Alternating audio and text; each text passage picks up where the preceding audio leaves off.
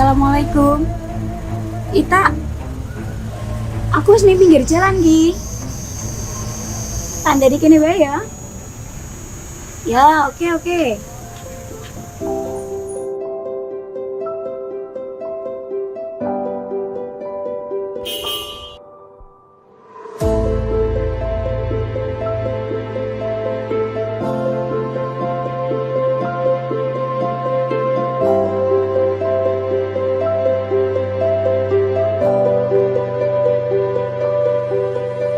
Ketika berwisata di kejauhan sana, di balik gugusan pegunungan yang indah, tersembunyi cerita luar biasa tentang sosok yang keberadaannya hampir terlupakan.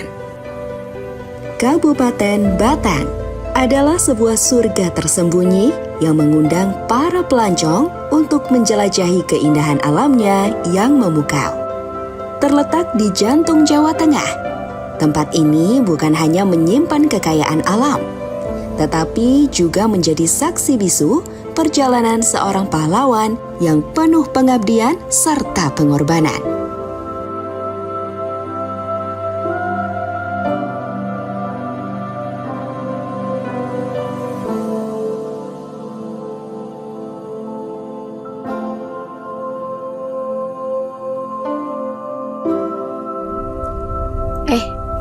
Kayak bisa azan deh.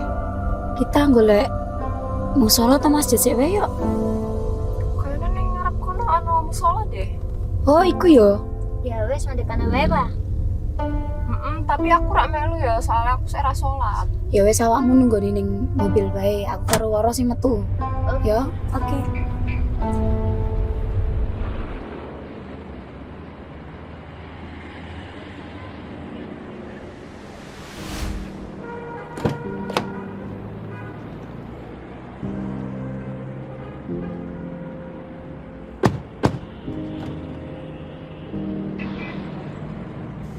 Di tengah perjalanan, kami menemukan sebuah bangunan.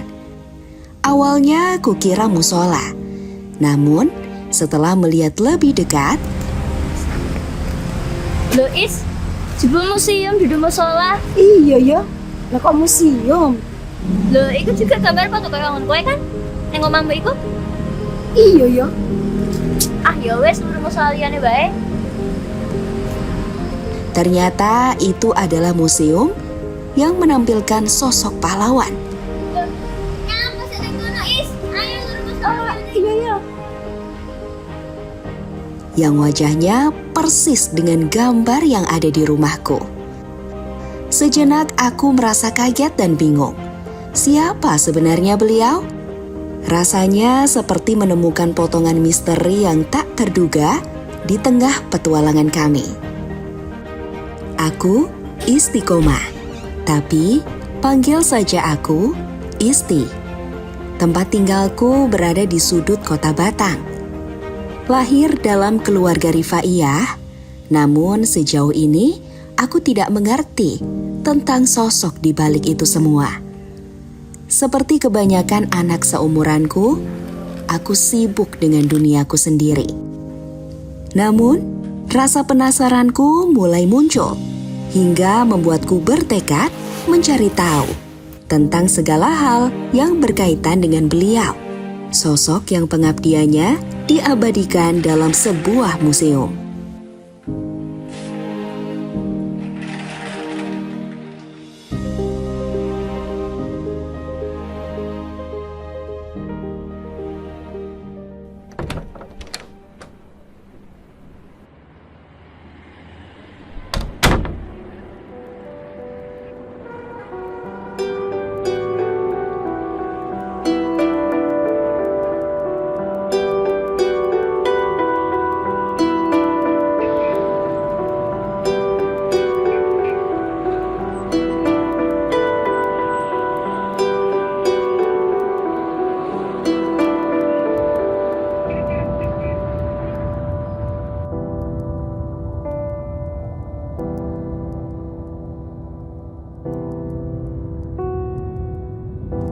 Aku sampai di Balai Desa Kalisalat. Secara kebetulan, aku bertemu dengan Pak Lebe. Beliau dengan ramah menawarkan untuk mengantarku ke museum. Monggo, Mbak. Dari kantor pelayanan. Oh, Jen, ngapunten, mohon sewu, perkenalkan dulu, saya Isti. Kebetulan saya itu penasaran sekali dengan museum Kiai Haji Ahmad Rifai yang ada di sana. Dan saya ingin cari tahu tentang beliau. Nanti bisa saya arahkan dan saya temani untuk pergi. Monggo, Mbak.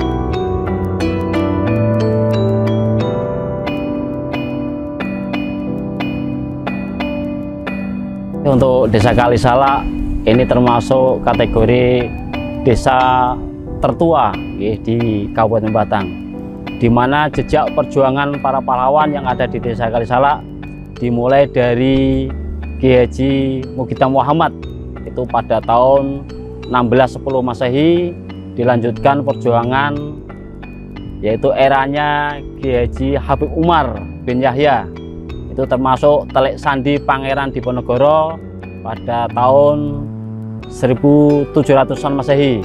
Dilanjut kemudian eranya Kiai Haji Ahmad Rifai di 1843. Itu yang secara jejak digital yang sudah diarsipkan oleh pemerintah desa. Kemudian khusus untuk Kiai Haji Ahmad Rifai ini luar biasa, termasuk pahlawan nasional di Indonesia.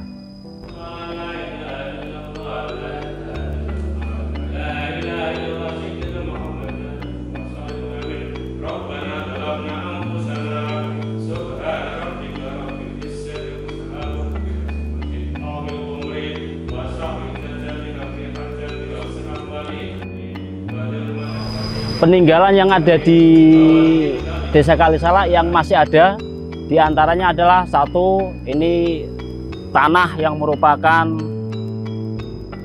silsilah awal berdirinya pondok pesantren Kiai Haji Ahmad Rifai yang ada di Desa Kalisala. Kemudian di Masjid Nurul Jamal sekarang itu ada sebuah kaligrafi yang merupakan rehab dari Masjid Nurul Jamal pada era Kiai Haji Ahmad Rifai.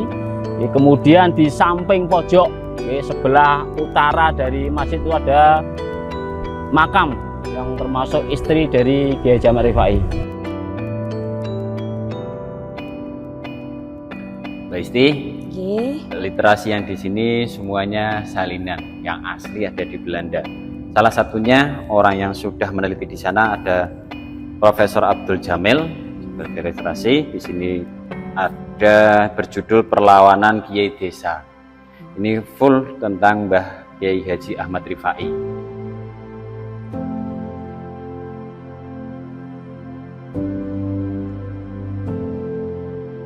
Nah, bahasanya masih asli dari kanji sana. Nah, ini salinan yang asli masih ada di penelitinya Mbak Yumi Sugahara pas waktu melakukan penelitian di sini sekitar tahun 1990-an.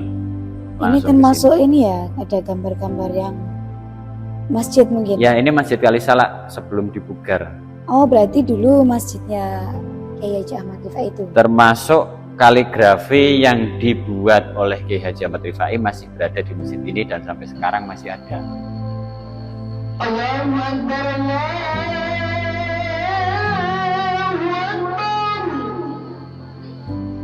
karya Rifai itu jumlahnya cukup cukup besar ya. Waktu itu karyanya itu sekitar 65 karya Kiai Rifai ya. Sebagian besar disimpan oleh warga Rifaiyah, dicetak kembali melalui percetakan di Pekalongan waktu itu. tetapi ada karya-karya yang tidak dimiliki oleh warga Rifaiyah, karena pada abad 19 karya tersebut oleh pemerintah kolonial dianggap berbahaya bagi kelangsungan pemerintah kolonial di Hindia Belanda, yaitu di negara yang sekarang namanya Indonesia ini. Ya, kenapa dikatakan begitu? Karena narasi dari Kiai Rifai pada kitab-kitab yang dianggap berbahaya itu mengobarkan semangat untuk melakukan perlawanan terhadap penguasa yang notabene menjajah bangsa kita. Nah, karya-karya ini lalu kemudian dibeslah, dirampas. Ya, dirampas oleh pemerintah kolonial atas laporan, ya, berdasarkan apa yang dilaporkan oleh pejabat-pejabat Bumi Putra. Jadi orang-orang Bumi Putra yang mengemban jabatan pada masa kolonial. Lalu kemudian mereka melaporkan Kiai Rifai sebagai kiai yang berbahaya, kitab-kitabnya dianggap menghasut. Lalu kemudian dia bukunya dibeslah, bukunya dirampas dan tidak dibakar. Lalu kemana? Pertanyaannya begitu. Nah, bukunya tidak dibakar, ternyata disimpan di perpustakaan Universitas Leiden. Nah, ini sampai sekarang masih tersimpan di perpustakaan Universitas Leiden pada satu departemen bagian yang namanya The Department of Oriental Manuscript, atau bahasa Belandanya itu Oosterse Letteren en Geschiedenis. Jadi apa? Sejarah mengenai sastra Timur. Di dalamnya itu ada koleksi Kiai Rifai sebanyak 19 karya yang ada di situ. Sebagian besar karya itu sudah saya copy, lalu kopinya saya berikan juga kepada Rifaiyah agar supaya mereka memiliki dokumen dari kitab-kitab yang dulu dirampas oleh pemerintah kolonial dan dibawa ke sana, disimpan sampai sekarang di sana. Kenapa ada yang di sini dan ada yang disimpan di negeri Belanda sampai sekarang. Dan di sana kitab itu dijilid rapi, orang tidak boleh bawa keluar karena itu naskah yang sudah lebih dari 200 tahun. Jadi orang hanya boleh membaca di tempat, ya. Lalu kemudian kalau mau ngopi tidak boleh dikopi sendiri. Kita harus pesan ke dia melalui proses di microfiche dulu. Setelah microfiche ini lalu baru boleh dicetak oleh dia. Kita terima sudah dalam keadaan jadi. Berapa pesanan kita, berapa lembar gitu. Anda bisa bayangkan itu. Hitungannya per lembar. Nah, tidak boleh dibawa keluar. Saya kopi sendiri, oh tidak boleh. Betapa berharganya naskah yang usianya sudah ratusan tahun seperti itu. Satu itu. Yang kedua, saya menemukan dokumen-dokumen lain di kota Den Haag, ibu kota negara Belanda, yaitu di satu penyimpanan arsip yang namanya Algemene Rijksarchief. Jadi penyimpanan arsip umum oleh pemerintah Belanda. Arsip apa? Arsip pada saat mereka menjajah kita. Dari segi gerakan, antara lain itu, saya menemukan arsip pertimbangan dari laporan-laporan rahasia. Kalau rahasia itu di dalam bahasa Belanda dikasih sebutan geheim. Kalau geheim itu artinya confidential. Itu kalau dicap itu berarti laporan ini rahasia, hanya diketahui oleh orang tertentu. Masih disimpan. Laporan apa? Laporan tentang perilaku Kiai Rifai. Perilaku apa? Nah, itu saya dapat agak tebal. Laporan dari pejabat pemerintah kolonial ditugaskan di Solo, melaporkan kepada Gubernur Jenderal perangai perilaku tokoh agama yang namanya Kiai Rifai tinggal di Kalisala, menulis beberapa kitab, di antara kitabnya itu menghasut rakyat untuk melakukan perlawanan terhadap pemerintah kolonial. Ya, kitabnya apa? Disebutkan. Kitab yang dimaksud adalah misalnya Syarihul Iman. Nah, Syarihul Iman itu kitab yang di dalamnya ada tulisan-tulisan yang berkenaan dengan kata-kata yang dianggap menghasut rakyat untuk anti terhadap pemerintah kolonial. Waktu itu saya memang termasuk berusaha mencari dokumen yang menggambarkan visualisasi dari tokoh Kiai Rifai di 2 tempat, di Leiden termasuk juga di Den Haag, ya, mengenai dokumen ketika dia diadili. Yang saya temukan adalah dokumen namanya proses verbal. Proses verbal itu adalah dokumen yang isinya rekaman bagaimana dia ditanya oleh jaksa dan bagaimana dia menjawab. Namanya siapa? Kiai Rifai, tinggal di mana? Kalisala, umur berapa waktu itu? Terus kemudian, benarkah Anda menulis ini? Nah, dibenarkan semua. Nah, terus kemudian habis itu dia memberlakukan aturan pemerintah kolonial yang disebut RR, Regering Reglements, peraturan pemerintah, semacam undang-undang, yang isinya apa? Kalau ada orang tokoh agama yang menyampaikan pikiran, tulisan yang dianggap membahayakan, maka dia boleh diasingkan ke tempat lain. Jadi ketika dia asingkan ke Ambon itu atas nama peraturan perundang-undangan pemerintah. Makanya jalan keluarnya kan kayak tokoh Kiai Mojo diasingkan ke Manado, Diponegoro lalu ke Makassar. Begitu cara dia. Untuk apa? Memutuskan mata rantai loyalitas pengikutnya dengan kiai ini, supaya tidak menimbulkan kekuatan untuk melawan pemerintah kolonial. Itu narasi tertulis, tapi dokumen dalam bentuk foto Kiai Rifai tidak ada. Nah, itulah sebabnya maka sampai sekarang saya tetap berpendapat bahwa foto Kiai Rifai itu tidak ada. Unik ya, beda dari kubah dan masjid. Oh iya, lainnya. bener Mbak. Dulu itu kubahnya itu pakai tanah liat ya.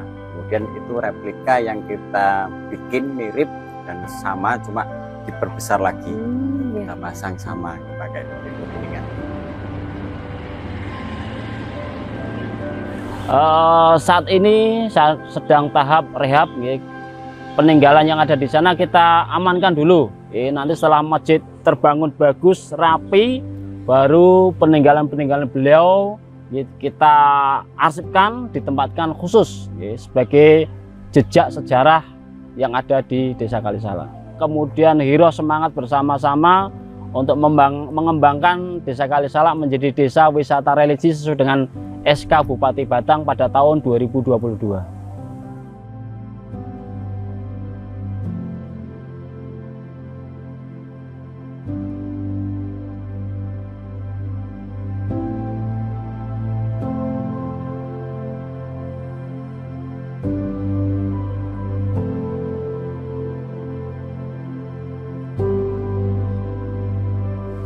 Empat tiang ini memang dari awalnya atau dari dulu tetap kita tidak rubah sesuai amanah sesepuh. Terus sampai sekarang pemugaran ini kita tetap pertahankan. Di sini juga ada peninggalan Mbah Kiai Haji Ahmad Rifai.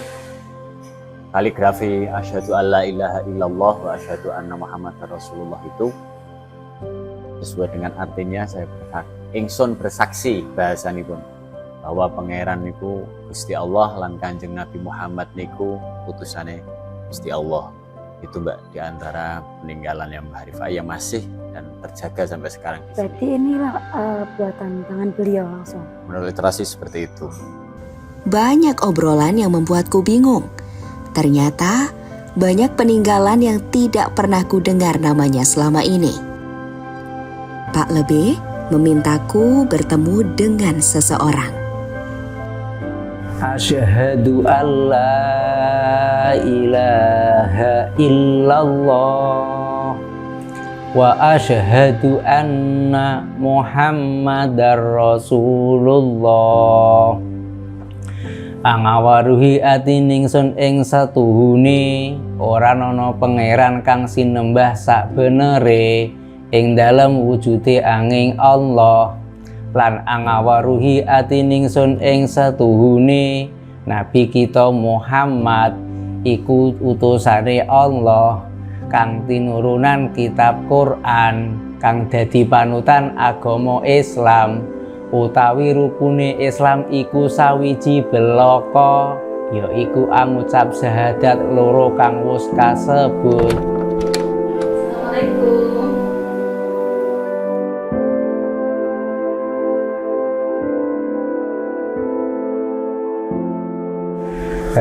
Kiai Haji Ahmad Rifai adalah seorang ulama yang lahir di Desa Tempuran Kendal. Kemudian beliau berjuang di Kabupaten Batang. Tepatnya lahir pada hari Kamis 9 Muharram 1200 Hijriah, bertepatan dengan Masainya 17.786. Beliau adalah ulama yang masa kecilnya itu ditinggalkan oleh bapaknya dan diasuh oleh kakak iparnya, yaitu Kiai Haji Asy'ari yang terkenal dengan nama Kiai Guru. Beliau adalah tokoh ulama yang ada di Kaliwungu dan dimakamkan di Kaliwungu. Itu Kiai Haji Ahmad Rifai, dan beliau mengajarkan agama Islam tepatnya di Desa Kalisalak, Limpung, dan mendirikan pesantren hingga berdakwah beliau di situ, sehingga mengajarkan agama Islam, mengajarkan masyarakat untuk santri-santrinya untuk melawan benci terhadap kolonial penjajah, hingga akhirnya beliau ditangkap dan diasingkan di Ambon dan kemudian dipindah di Jawa Tondano dan dimakamkan di sana.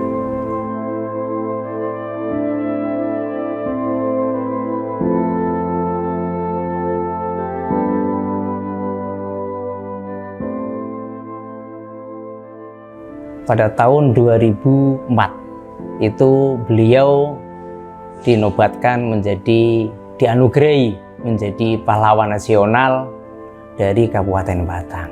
Pada saat itu Kabupaten Batang dipimpin oleh Pak Bupatinya, yaitu Bapak Haji Bama Bintoro, dan Pak Presidennya yaitu Bapak Susilo Bambang Yudhoyono.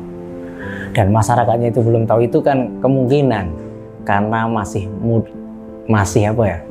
pendeknya waktu, masih singkatnya waktu, sehingga belum banyak masyarakat yang mengetahui bahwa beliau itu putra terbaik dari Kabupaten Batang yang menjadi pahlawan nasional.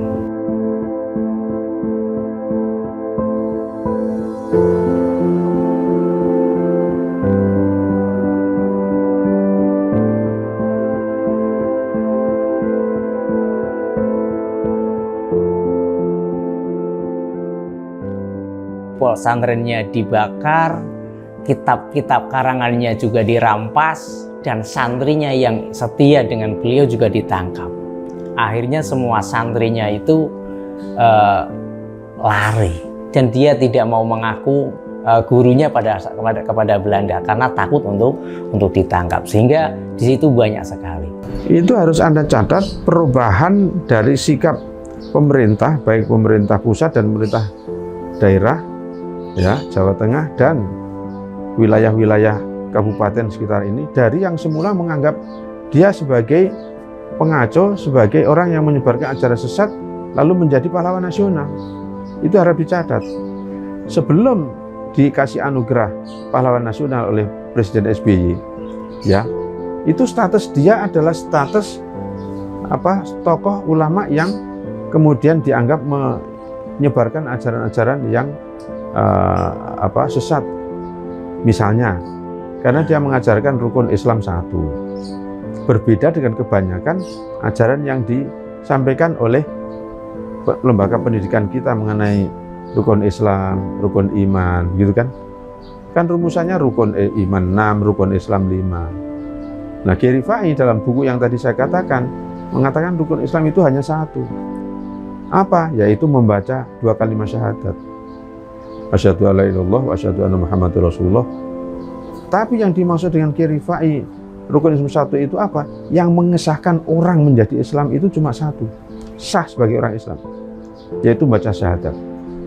Loh, puasa gimana? Sholat gimana? Oh, itu bukan rukun, tapi itu kewajiban. Kalau tidak dilaksanakan, ya dosa dong. Dosa besar. Tapi tidak menjadikan dia keluar dari Islam. Orang sudah baca syahadat, tidak sholat, sampean berani tidak mengatakan sampean itu belum Islam, kan enggak.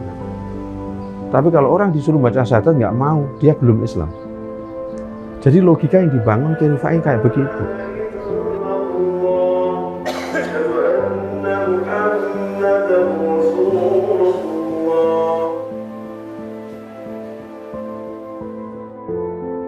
Budaya dari beliau itu mas banyak mas. Di antaranya itu rumah-rumah dari warga Rifaiyah itu tidak hanya pintu depan mas. Jadi ada di pintu samping atau belakangnya itu ada. Jadi karena pintu samping atau pintu belakang itu minimal ketika ada tamu yang cowok, yang bapak-bapak itu lewat pintu utama depan, kemudian si ibu-ibu yang putri itu lewat pintu samping atau pintu belakang. Itu peninggalan budaya dari beliau. Kemudian juga ada rebana mas. Rebana dengan siiran siiran Jawanya itu, tapi siirannya itu beda. Siirannya itu siiran Jawa, tapi isinya tentang syariat. Kemudian ada lagi peninggalan yang sampai sekarang mas, itu sampai sekarang itu juga masih dikerjakan oleh masyarakat Rifaiyah, yaitu batik dengan nama batik Rifaiyah. Dan prosesnya lagi itu yang uniknya itu dalam segi membatiknya itu juga dengan bahasa, ada dengan siirannya itulah, itu yang sampai sekarang masih dilakukan oleh warga Rifaiyah. Itu peninggalan, diantara peninggalannya mas. Aku menuju ke Kali Pucang, sebuah desa di Kecamatan Batang. Di tempat ini, ada warisan budaya atau kultural sebagai pengembangan dakwah Kiai Haji Ahmad Rifai, yakni batik Rifaiyah. Pak Ketua bilang, produksi batik yang dibuat oleh orang-orang Rifaiyah, ajaran-ajaran beliau diaplikasikan dalam proses membatik.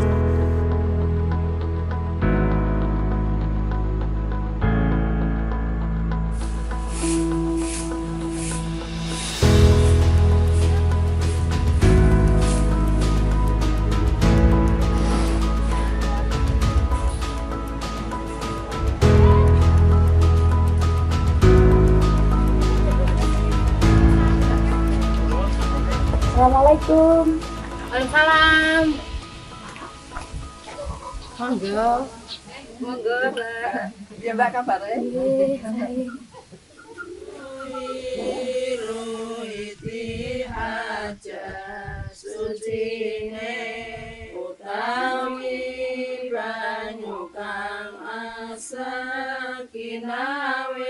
Batik Rifaiyah, kita bicara tentang batik Rifaiyah ya. Kita beruntung sekali, saya terutama ini sangat beruntung. Kami dilahirkan di Desa Kali Pucang Wetan, Kecamatan Batang, Kabupaten Batang, yang merupakan sentra batik Rifaiyah satu-satunya sekarang yang ada di Indonesia. Batik Rifaiyah ini berkembang dulu ada beberapa tempat, tetapi kemudian mereka punah dan kita yang masih meneruskan batik ini. Batik Rifaiyah dibuat oleh perempuan-perempuan Rifaiyah. Dan hebatnya lagi, batik ini memang dibuat dari A sampai Z oleh perempuan. Laki-laki bahkan tidak ikut campur. Padahal ada hal-hal yang berat seperti lorot dan lain sebagainya, tapi itu dikerjakan sendiri oleh perempuan-perempuan Rifaiyah. Nah, batik Rifaiyah itu dibikin, dibuat, dipasarkan, dipakai oleh para perempuan Rifaiyah pada waktu itu. Sehingga orang di luar Rifaiyah menyebutnya batik Rifaiyah. Padahal secara sejatinya kami tidak diberi nama pada waktu itu ketika diajari oleh orang tua kami cara membatik. Dengan diajari membatik, tentu karena kami murid-murid Ahmad Rifai, diajari juga membaca kitab-kitab beliau. Dan ini kami sinkronkan, membatik juga menazamkan ajaran Ahmad Rifai yang berupa kitab-kitab itu. Wong urip ning donya mung sedelo, isih suwe besok ning alam baka, iling pati bakal teko, yen wis teko ora bisa kena semoyo. Ilinga dan cabut nyawa nira larane. Batik Rifaiyah itu sangat berbeda. Yang pertama harus kita lihat dulu tekniknya. Teknik batik ini adalah teknik-teknik batik kuno yang kita rawat sampai sekarang, yang kita jalani sampai sekarang. Kita masih menggunakan teknik pengketelan, kemudian mengerjakan dari dua sisi, membatik tanpa seket, kemudian kita memakai pewarnaan itu buka tutup istilahnya ya. Jadi satu warna itu kita harus melalui beberapa tahapan. Kenapa seperti itu? Ini menjaga batik Rifaiyah itu tetap orisinil, walaupun sudah bergenerasi-generasi batiknya tetap itu saja. Motif yang kita telusuri, saya bersama teman-teman itu ada 24. Tetapi sebenarnya mungkin aja dulu tidak 24, bisa lebih. Dan sekarang keadaannya sudah cukup memprihatinkan karena kita tinggal 18 motif. Kenapa begitu? Karena pembatik kita itu pembatik keturunan yang pembatik keturunan yang apabila orangnya meninggal dunia, kita tidak punya dokumentasinya. Nah, ini sangat berbahaya untuk kelanjutan batik Rifaiyah karena untuk pengkelowong saja, orang yang mengkelowong membuat motif awal itu kita tersisa 4 dengan usia yang sudah tidak muda, yaitu sekitar 55 ke atas. Padahal kalau tidak ada pengkelowong ini nggak ada batik karena ini awal.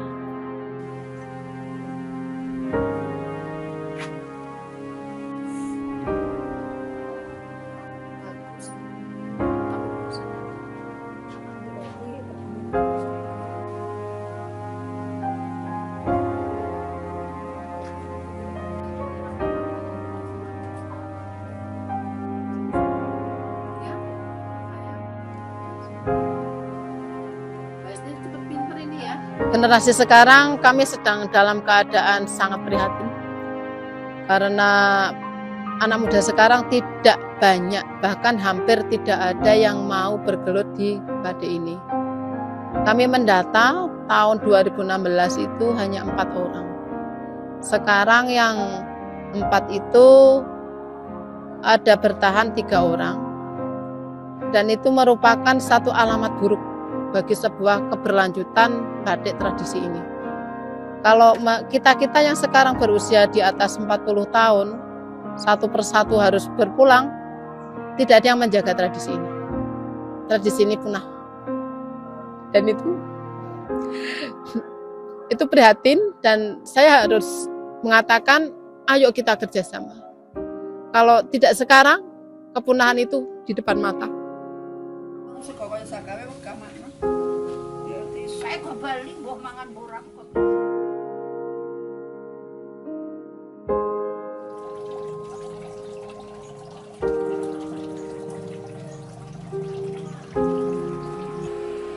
mereka nggak mau berkutat, hanya membatik dengan penghasilan yang sangat minim di bawah UMR. Satu batik terjual sekitar 700 sampai 3 juta. Itu dibikinnya tidak mudah, sangat rumit. Dan siapa yang mau? Hanya orang-orang yang merasa ini hidup saya, ini budaya saya. Dan untuk membangkitkan ke anak muda, susah. Kita berhadapan dengan zaman seperti ini. Prihatin sekali saya.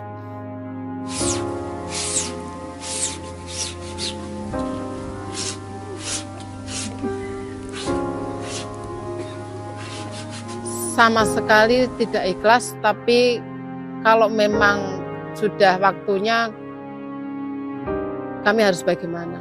Maka ini kita sudah berada di tepi kemusnahan. Harus bersinergi dengan banyak orang, banyak lembaga untuk menyelamatkan ini.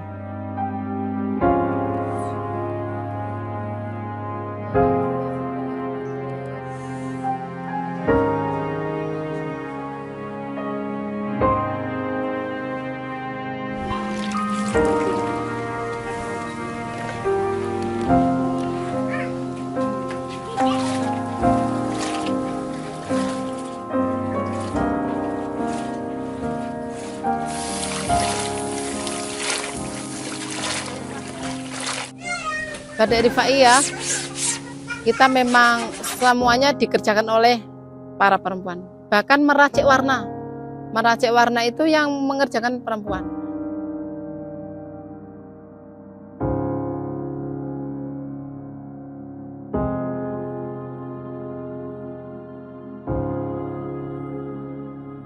Dan ini saya kembali menceritakan keprihatinan ya, karena memang harus prihatin ini.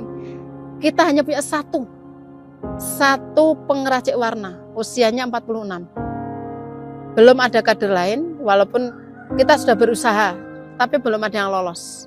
Jadi yang perlu kita perhatikan, pengelawang tinggal 4, pengracik tinggal 1. Kalau pengracik ini kembali ke haribaan Allah, kita mau diracikkan oleh siapa dengan batik yang seperti ini? Itu salah satu sangat prihatinnya.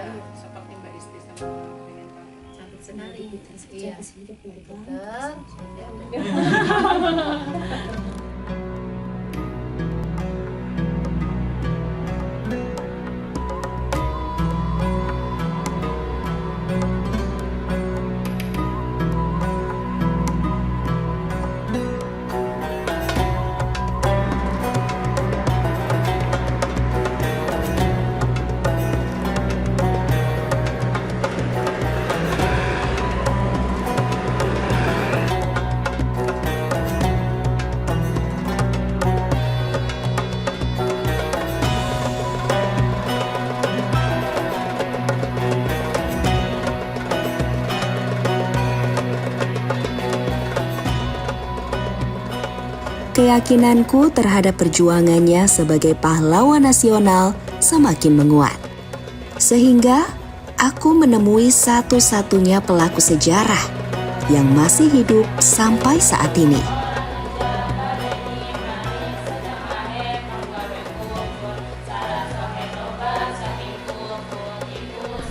Kiai Haji Ahmad Rifai adalah seorang ulama yang progresif dan mempunyai karya tulis yang sangat banyak pada abad ke-19.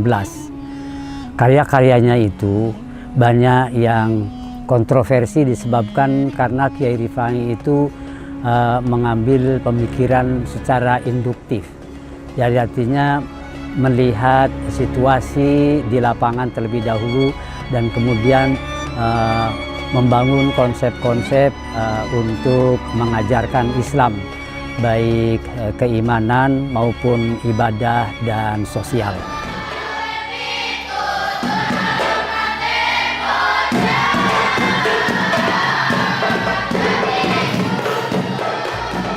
Biasanya para ulama itu bersifat deduktif.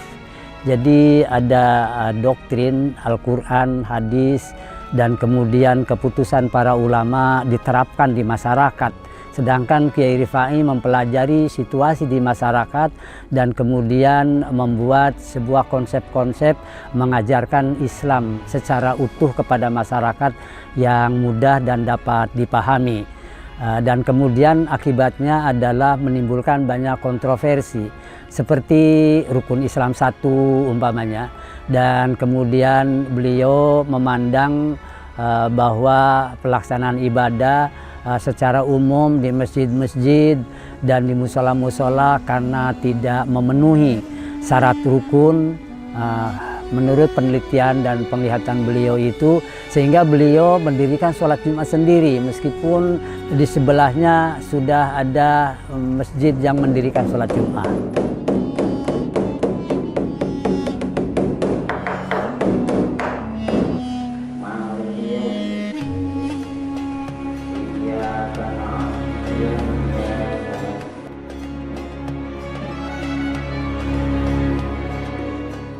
Itu diantaranya hal-hal yang menyebabkan kebencian masyarakat, terutama birokrat pribumi. Dan kemudian di dalam kitab-kitabnya itu beliau selalu mengajarkan kepada santri agar tidak taat kepada pemerintah, kepada kolonial Belanda yang menjajah dan kemudian membuat bangsa ini menjadi terbelakang, menjadi bangsa yang bodoh dan miskin. Beliau di dalam kitab-kitabnya mengatakan bahwa taat kepada pemerintah kolonial hukumnya haram. Kemudian orang-orang yang mendukung menjadi orang fasik semua. Jadi orang meskipun para kiai, yaitu ulama birokrat yang selalu mendukung kebijakan pemerintah kolonial, dianggapnya ulama yang fasik, tidak boleh diikuti. Dari dua sisi ini, yang pertama oleh Belanda dipandang sebagai sebuah ulama yang mempunyai pendirian dan pemikiran yang mengatakan dianggap sebagai sesuatu yang kontroversi dan merugikan kolonialisme di negeri ini. Kemudian yang kedua, birokrat pribumi yang dipandang sebagai orang-orang fasik, tidak boleh dijadikan panutan. Itulah menyebabkan kebencian para ulama birokrat dan kemudian kebencian pemerintah kolonial Belanda, sehingga kedua-duanya ini berusaha untuk menyingkirkan, kalau dengan bahasa yang agak keras itu, menyingkirkan Kiai Rifai. Beliau itu direkayasa menjadi orang yang tersingkir, baik dalam dialog, dipandang sebagai orang yang lemah, kalah, tidak punya hujah, sehingga beralasan untuk diasingkan. Pemerintah Belanda juga punya alasan untuk mengasingkan, karena menurut sejarah yang ditulis oleh Sartono, oleh Nugroho Noto Susanto, Kiai Rifai itu dianggap lebih bahaya dibanding dengan pimpinan atau para ulama yang berjuang melalui peperangan fisik. Karena menanamkan masyarakat agar benci kepada pemerintah itu mengakibatkan pemerintah tidak punya pijakan yang kuat di tengah-tengah masyarakat dan susah untuk dibasmi, begitu, artinya untuk dihentikan. Sementara perang fisik itu bisa melalui sebuah peperangan misalnya bisa ditindas.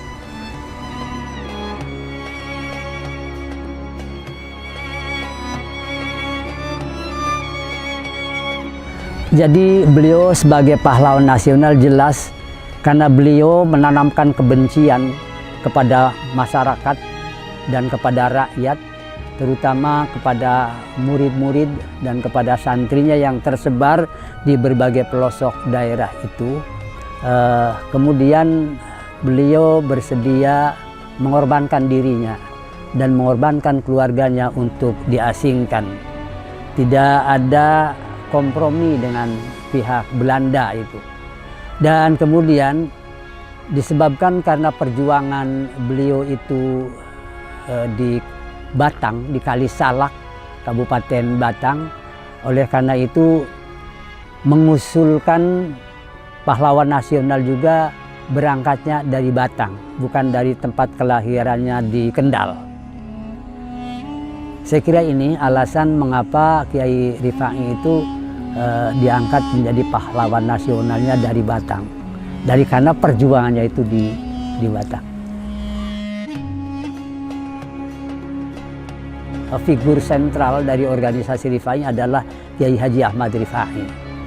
Dan kemudian organisasi ini berangkat dari sebuah seminar ya nasional di Yogyakarta. Fikih Kiai Haji Ahmad Rifai dan perbandingannya itu dalam satu konteks. Artinya pernyataan Kiai Haji Ahmad Rifai yang pasti bahwa beliau ini penganut mazhab Syafi'i begitu. Dan kemudian termasuk aliran Ahlussunnah wal Jamaah menurut pengertian umum, Pak. Menurut pengertian yang umum. Dan kemudian terinspirasi dari Festival Istiqlal di Jakarta yang mengangkat berbagai perjuangan para ulama di seluruh Indonesia ini. Inilah yang kemudian para santri setelah seminar nasional di Yogyakarta dan kemudian Festival Istiqlal di Jakarta yang memberikan sebuah rekomendasi kepada murid-murid Kiai Rifai yang pertama untuk mendirikan organisasi. Dan kemudian rekomendasi yang kedua agar organisasi itu mengusulkan Kiai Rifai menjadi pahlawan nasional. Karena Kiai Rifai itu tidak mempunyai keluarga di Jawa ini. Dan keluarga yang ada di Minahasa itu belum ditemukan pada waktu itu. Sehingga rekomendasi dari seminar nasional itu kepada organisasi yang nantinya dibentuk untuk mengusulkan Kiai Rifai menjadi pahlawan nasional. Itu sebabnya bahwa organisasi ini harus berdiri, tujuan utamanya adalah untuk menelusuri dan kemudian mengangkat Kiai Rifai sebagai pahlawan nasional karena jelas-jelas jasanya dan jelas-jelas pengorbanannya. Beliau diasingkan, terpisah dari keluarga dan santri lingkungannya, dan kemudian puluhan tahun, jadi lebih dari 100 tahun murid-muridnya tidak mengetahui di mana makam gurunya itu.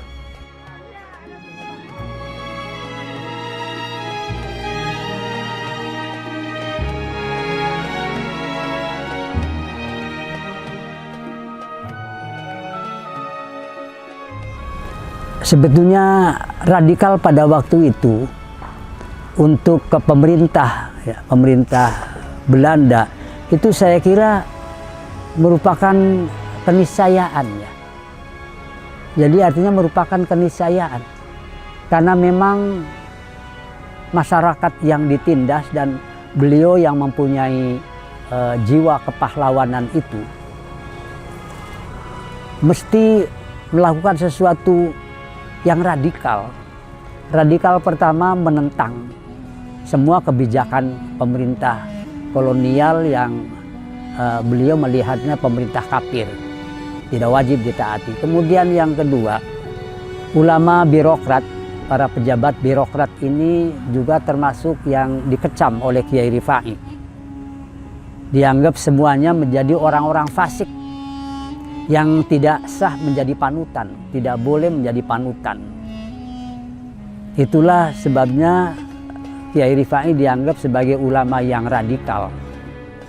Karena katakan saja memfasik-fasikkan orang, tapi beliau tidak mengkafir-kafirkannya.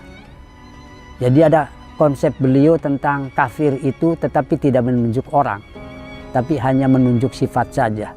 Untuk ajaran Kiai Haji Ahmad Rifai itu sebenarnya tidak keras, Mas. Bukan keras lah. Fikih itu bukan keras. fikih itu sebenarnya tidak keras lah. Fikih itu sama saja, karena Kiai Haji Ahmad Rifai pada saat itu menjunjung tinggi ajaran beliau itu dengan ajaran Ahlus Sunnah wal Jamaah, dengan faham Asy'ariyah Maturidiyah untuk usulnya, kemudian fikihnya memakai madhab Syafi'iyah, kemudian tasawufnya memakai Abu Qasim Junaidi al-Baghdadi atau Imam Abu Hamid al-Ghazali. Untuk menghadapi tantangan ke depan, pemuda Rifaiyah sama mengikuti perkembangan. Jadi untuk sekarang ya kita bisa mengikuti perkembangannya lewat medsosnya itu. Jadi untuk kegiatan kemasyarakatannya, kemudian budayanya itu mulai berkembang mengikuti perkembangan. Pernah ada sebuah keputusan dari Kejaksaan Tinggi Semarang, keputusan 012 tahun 81 yang melarang salah satu ajaran kitab dari Kiai Rifai itu Ri'ayatul Himmat itu dilarang diajarkan di seluruh Indonesia. Memang di seluruh Jawa Tengah, tapi tembusannya disampaikan kepada jaksa-jaksa tinggi di seluruh provinsi. Jadi sama saja larangan itu untuk seluruh Indonesia.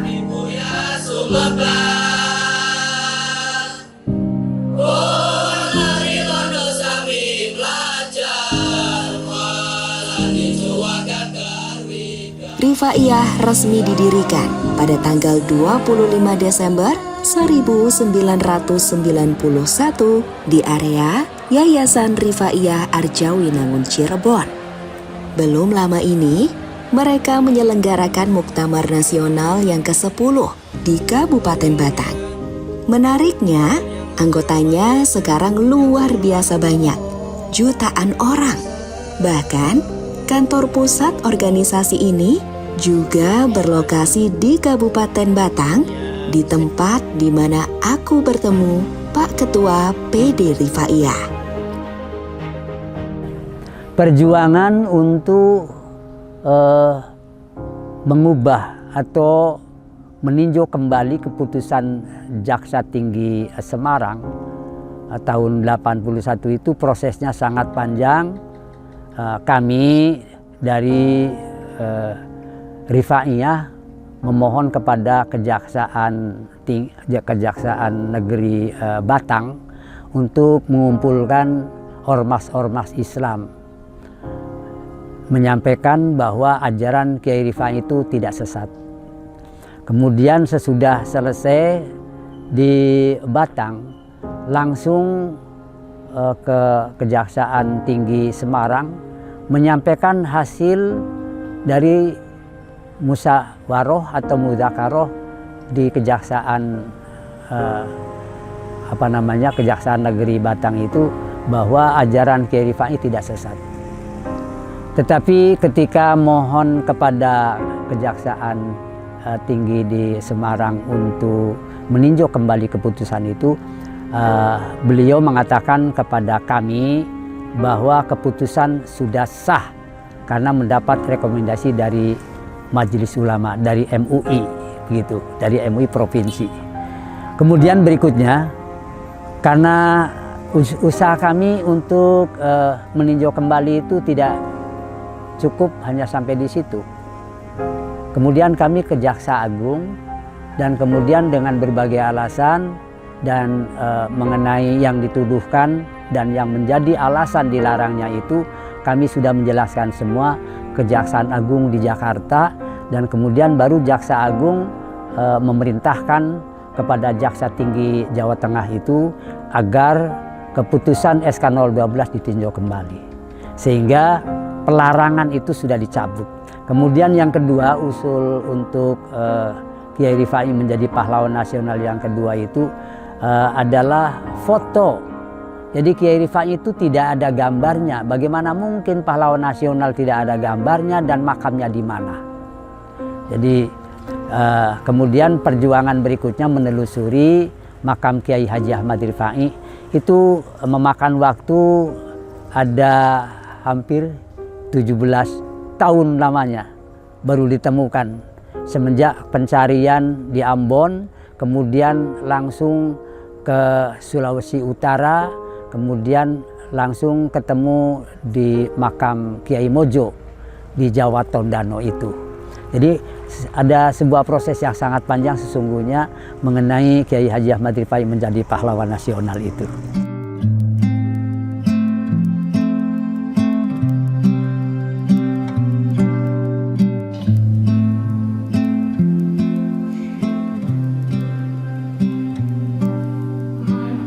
Sambil makan juga biar nasi boleh ya.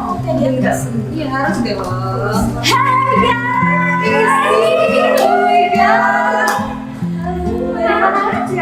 Oh, ceritanya panjang. Kemarin tuh ngomong ini ya.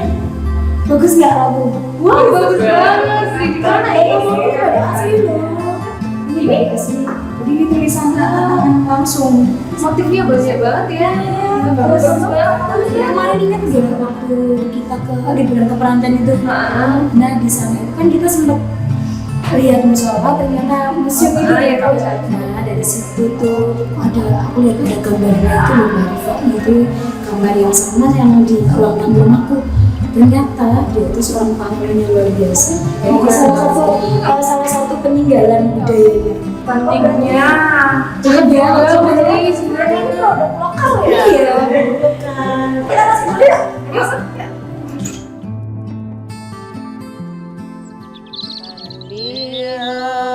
Dan kena orang wong najong ibadat Arab mabaki sekarukon rukun lan syarat sekarukon lan batale warui aja sucine banyu wajib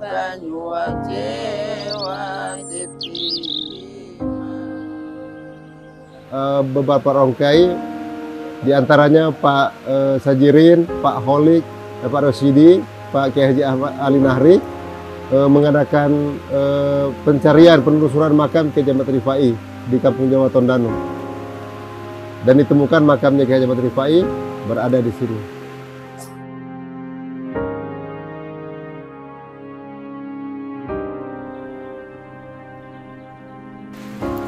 Jadi mbah kami Kiai Haji Ahmad Rifai menikah dengan nenek kami Yolanda Rumambi yang merupakan anak dari seorang pemuka di sini yang kalau setara dengan sekarang setara gubernur.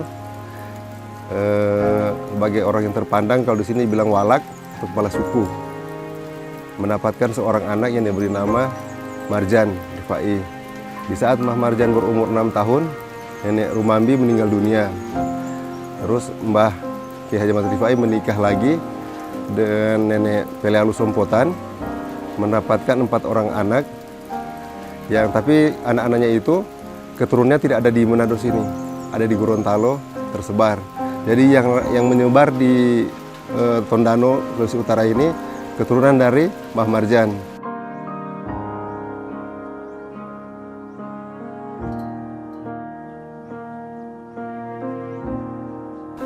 Pernikahan antara Kiai Haji Ahmad Rifai sama Yolanda Rumambi, nenek Yolanda Rumambi itu punya 1 orang anak, Marjan Rifai. Marjan Rifai memiliki 9 anak. 9 anak itu yang pertama itu Muridon Rifai, Junaid Rifai, Naom Rifai, Baken Rifai, Slamet Rifai, Rokiana Rifai, Rosiana Rifai, sama Rosilah Rifai. Nah kebetulan saya keturunan dari Bakin Rifai. Bakin Rifai itu anaknya 7, bapak saya yang ke-7 Abdul Rohim Rifai. Saya anak dari Bapak Abdul Rohim Rifai almarhum.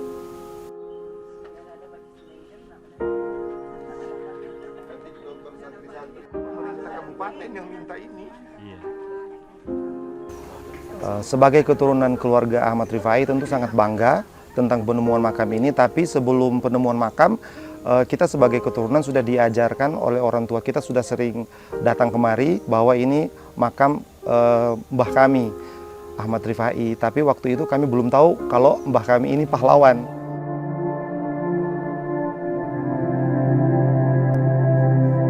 Kiai Haji Ahmad Rifai lahir di Desa Tempuran, Kendal. Sekarang desanya bernama Langanharjo. Ayahnya merupakan seorang penghulu bernama Muhammad Marhum. Kakeknya bernama Kiai Abi Suja alias Raden Sucowijaya. Beliau anak ke-8. Ayahnya meninggal ketika Rifai masih kecil. Ia kemudian diasuh oleh kakak iparnya yang bernama Kiai Asy'ari dari Kaliwungu. Beranjak dewasa, Rifai muda sering melakukan dakwah dengan menyisipkan kritik-kritik sosial, terutama terhadap pemerintah kolonial saat berada di Kendal. Karena sikapnya itu, dia sempat dijebloskan ke penjara di Kendal dan Semarang.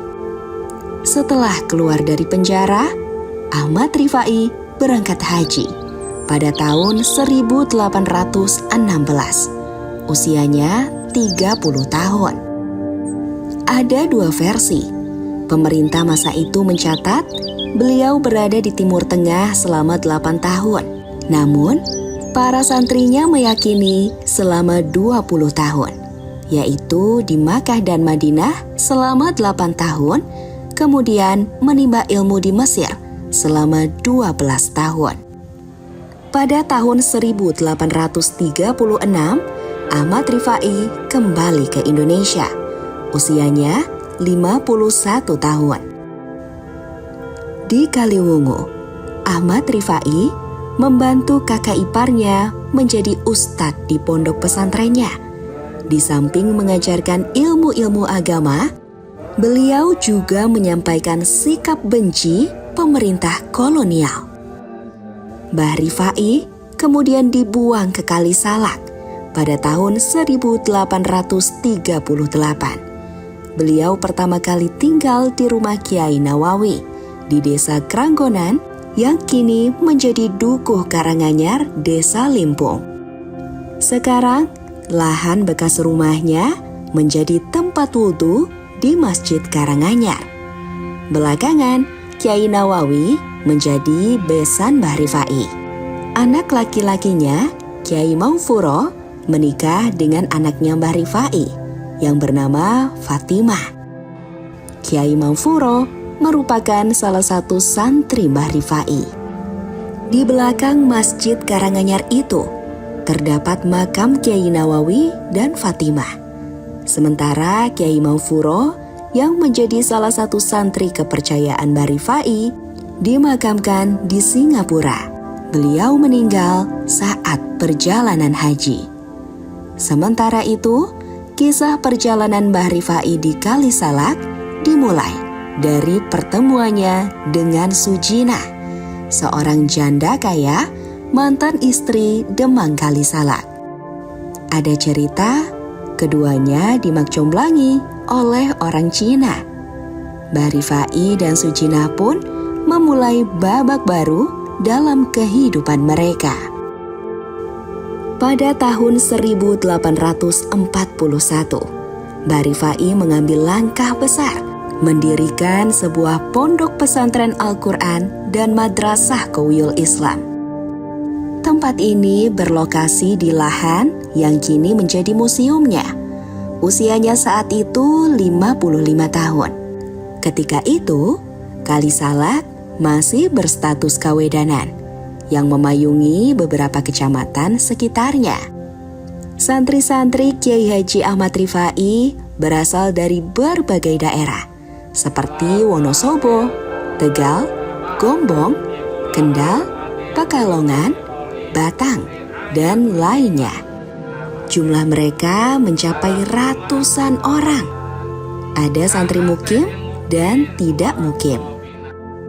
Di sini dulu berdiri 3 bangunan pondok yang terbuat dari bambu. Bentuknya seperti rumah panggung. Di sini, Mbak Rifai ternyata sangat produktif dalam menulis, menghasilkan 61 judul kitab. Kitab-kitab tersebut ditulis dengan huruf Arab Pegon. Bentuknya berupa syair, puisi, tembang Jawa, tambih, hingga nazom doa. Aku membayangkan lokasi pesantren ini dahulu sangat asri. Di depan museum terdapat sumber mata air yang digunakan untuk kegiatan sehari-hari. Ada juga peninggalan berupa batu berukiran tulisan Arab. Meskipun sayangnya batu tersebut kini tidak lagi berada di sini. Hanya sisa secuil yang disimpan di belakang Masjid Karanganyar. Dahulu, batu tersebut digunakan sebagai pijakan untuk berwudu dan juga tempat memandikan orang-orang yang akan memeluk agama Islam. Di Karanganyar terdapat peninggalan lain berupa mut batok kelapa yang diukir dengan tulisan Arab Pegon. Ikilah takaran mut, beras seperes, selikur ringgit, suku setali, telung sogo, patang mut. Sangking Haji Ahmad Rifai Ibni Muhammad marhum. Singkat cerita, Mbak Rifai diasingkan ke Ambon tahun 1859 pada usia 73 tahun. Lalu, pesantrennya dibakar Belanda. Santri-santrinya sempat menyelamatkan beberapa barang peninggalan beliau, termasuk sebuah lemari. Menariknya, Kiai Haji Ahmad Rifai sendiri yang mengukir kaligrafi yang menjadi ornamen pada lemari itu. Benda itu sekarang berada di sebuah masjid di Ponpes Al-Bushro, Karangsambo, Wonosobo. Konon, lemari itu dipikul oleh santrinya dari Kalisalak ke Wonosobo. Mbah Rifai ini sungguh multitalenta. Beliau tidak hanya merupakan tokoh agama dan penulis ulum, tetapi juga bertani, ahli pertukangan, dan juga pintar membuat seni ukiran. 100 tahun berselang, para keturunan santrinya Kiai Rifai mulai mencari makamnya. Berbagai tempat dicari selama sekitar 17 tahun. Pencarian itu dimulai sejak tahun 79. Awal pencarian dilakukan di Ambon, namun tidak membuahkan hasil sama sekali. Pada sekitar tahun 1996, makam Mbah Rifai baru ditemukan di Minahasa, tepatnya di Kompleks Makam Jawa Tondano. Penemunya adalah seorang pejabat di Kementerian Agama. Pada tahun 2000, dua tokoh Rifaiyah datang untuk memvalidasi temuan tersebut dan temuan itu dianggap benar. Kemudian pada tahun 2002, sebuah rombongan yang terdiri dari 16 kiai juga datang ke sana untuk ikut memvalidasi. Kini, ajaran-ajaran Mbah Rifai diamalkan oleh murid-muridnya yang tersebar di seluruh Indonesia. Mereka membentuk sebuah organisasi keagamaan yang dikenal dengan nama Rifaiyah.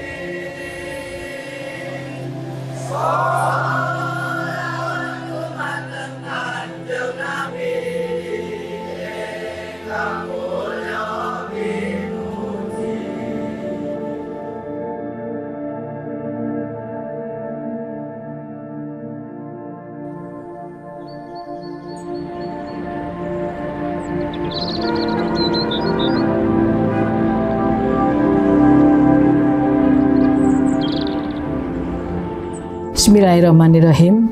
Assalamualaikum warahmatullahi wabarakatuh. Saya Lani Dwi Rezeki, penjabat Bupati Batang, mengucapkan selamat atas rilis buku dan film dokumenter Kiai Haji Ahmad Rifai di Kabupaten Batang. Semoga karya tersebut dapat menginspirasi dan memberikan wawasan baru bagi masyarakat. Kiai Haji Ahmad Rifai merupakan sosok yang dihormati dan diakui di Kabupaten Batang.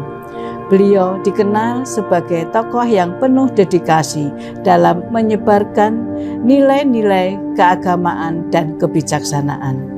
Sebagai figur spiritual, Kiai Haji Ahmad Rifai telah memberikan kontribusi besar dalam membimbing dan memotivasi masyarakat setempat. Buku dan film dokumenter yang dirilis menggambarkan perjalanan hidupnya, menyajikan inspirasi dari pengalaman dan pemikiran yang kaya. Semoga karya ini tidak hanya menjadi warisan budaya lokal, tetapi juga menjadi sumber inspirasi bagi generasi yang akan datang. Sekian, terima kasih. Wassalamualaikum warahmatullahi wabarakatuh.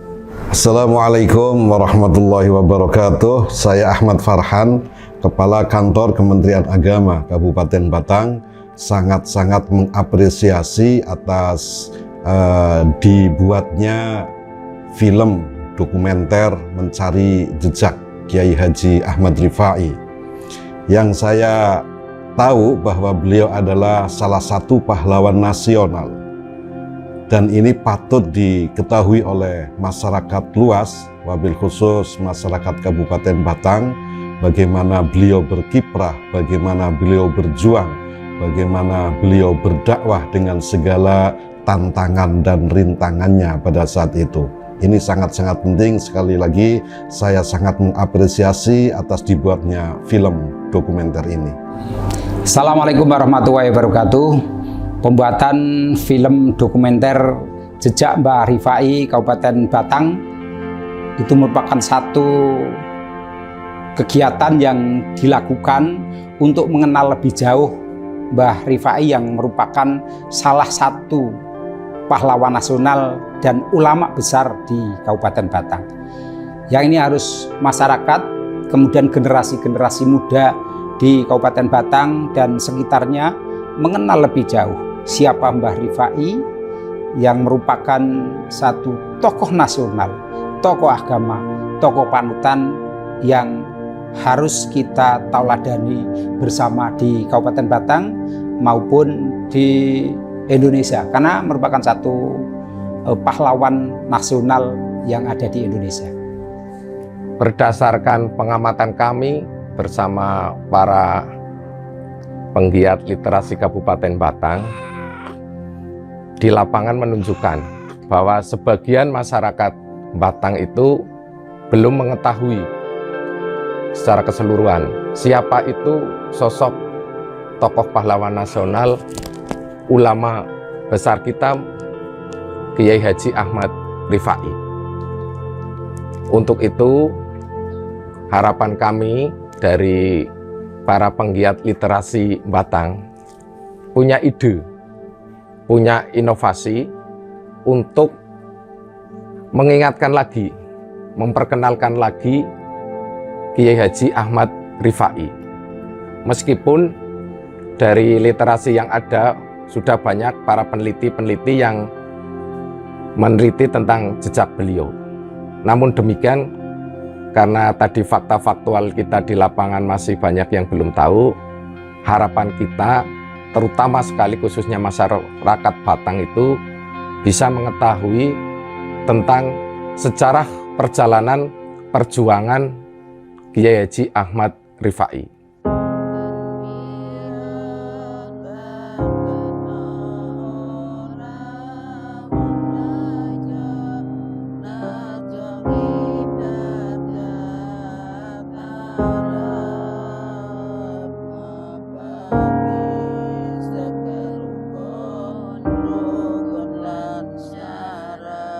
Sakarukolan batale waruhiro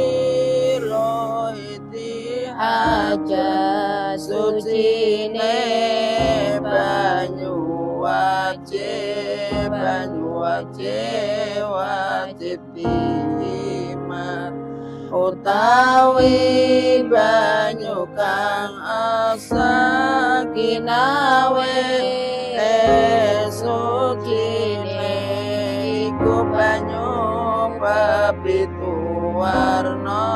pituwarna ilangani banyu udan banyu segara banyu kaline banyu sumur banyu sumberan tinamune banyu aben banyu burut iku kinawaruha lamun durung paham mongko wajib pitakonan barang ilmu pahame sanging guru pituturan takono maring alim alimatil kepercayaan utawi sekahe banyu dibagi warnane limang tuman ikilah partelane kan dihen suci nojakan elian